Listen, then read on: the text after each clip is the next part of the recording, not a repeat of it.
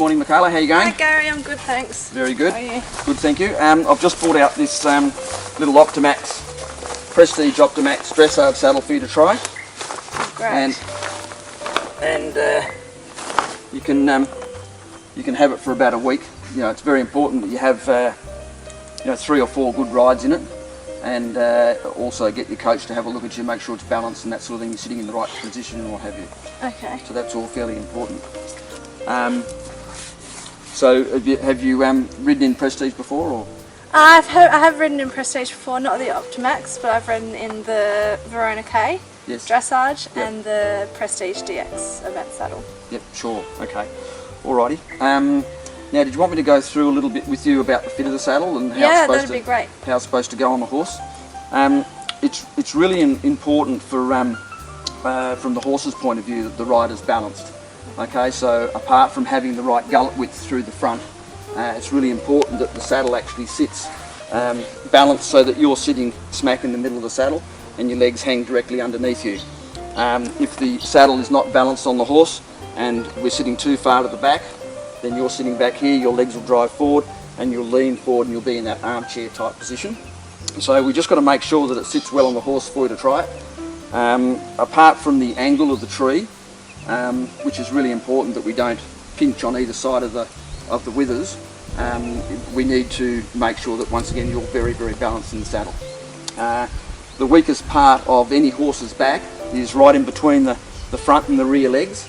So right in the middle there is the weakest part of any horse's back, and if the saddle's sitting down in the back, that's where you're going to be, and that's the hardest place for them to lift any weight.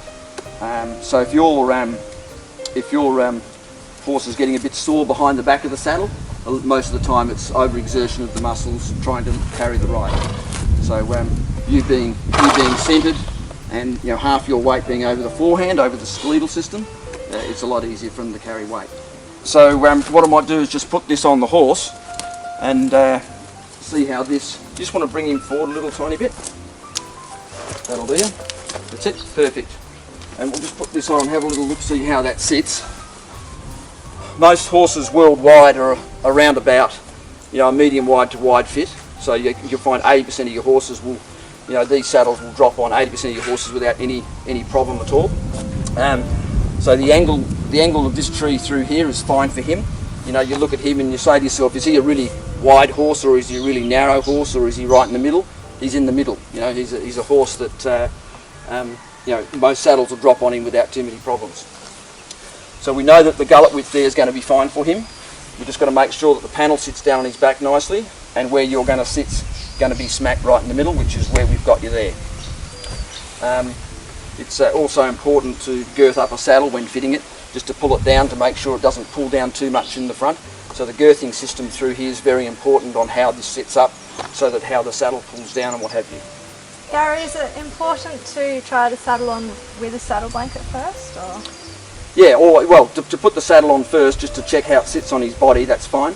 Then your saddlecloth, use your saddlecloth, and there's a lot of fallacies out there about back pads and what to use and what not to use, and there are back pads out there that create more pressure and increase the pressure under the saddle. There's the closed cell type foams that don't compress very much and don't absorb shock, whereas you have wool, sheepskin, you have memory foam, you have the new gel pads that are out. They all absorb a lot of shock, so that actually works really well under the saddle. So your pads that you use, have to be shock absorbing to help with their back. With some research that was done about 12 years ago in Vienna, we found that by riding the horse, we blocked the blood supply in their backs by somewhere between 60 and 80%. And when we ride at about 1.5 to 3 times our body weight in motion. So as we're sort of riding with the horse, we come up, there's no weight, and we come down, we're 1.5 to 3 times the body weight, depending on how balanced you are, how good you are, how stable the saddle sits.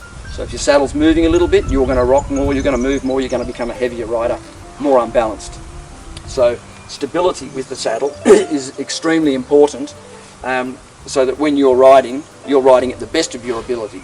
If you're riding with a saddle that's moving and rocking all over the place, you're going to be wobbling. And I always use the analogy, it's like a child sitting on your shoulders, and you're walking along, if they start to wriggle on top of your shoulders, then you become unbalanced.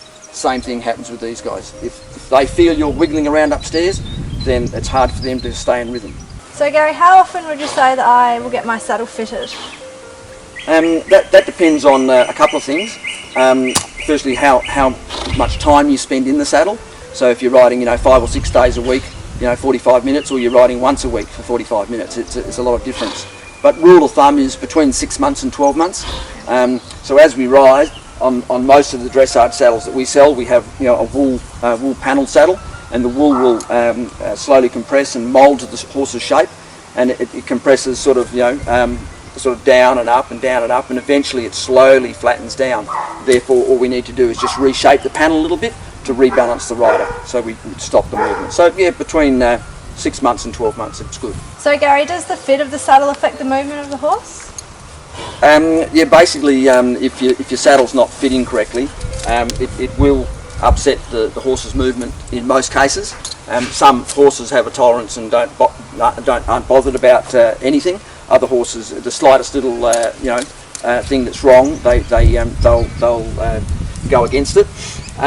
So basically, if we talk about first of all the angle of the tree of the saddle, and for instance, if we've got a saddle that's actually a little bit too narrow, then we have the point of the tree of the saddle angling in here, which is on top of the rib cage, on top of the muscle on top of the rib cage. Then when we want our horse to work in a nice round or a good frame or a soft frame, and for him to sort of lower his head naturally down, and for him to engage his hindquarter underneath, he will come up in the back. Now, if he's got something that's creating a little pinch or a little problem underneath the saddle when we're sitting in it, he may reject against that and may lock his back. So if he locks his back a little bit, here, he'll dip his back, he'll lift his head, and he disengage the hindquarter. So for a horse to actually move correctly in a nice round soft frame, for him to work all his top line muscles from the top of his hocks all the way across to his ears, to work all those muscles, he needs to be round and soft.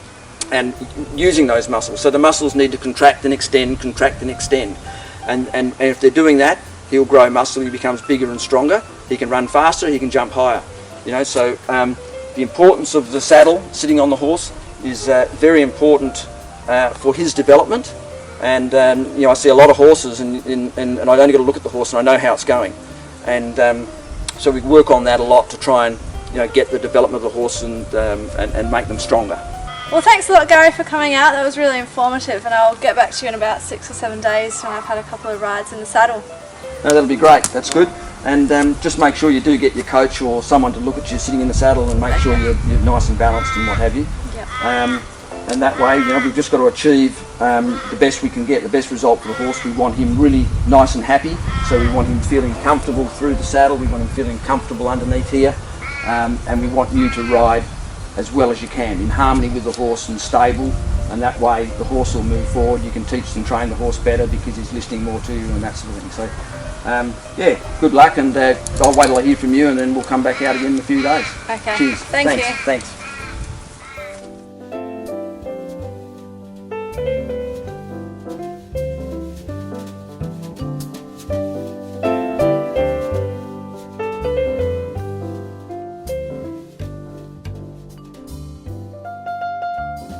So the angle of this tree through here is fine for him. You look at him and you say to yourself, is he a really wide horse, or is he a really narrow horse, or is he right in the middle? He's in the middle. He's a horse that most saddles will drop on him without too many problems. Yeah. Friendly. Yeah. What's your name? Blonde. It's actually a girl. Oh, God, is it? Yeah. I've been calling him all the time. I didn't want to correct you on the video. They'll say, he's a smart bloke. Yeah, he's a professional. Yeah, her name's Blonde, but she's brown. Yeah. So. We won't say that. No. We won't say her name then. No.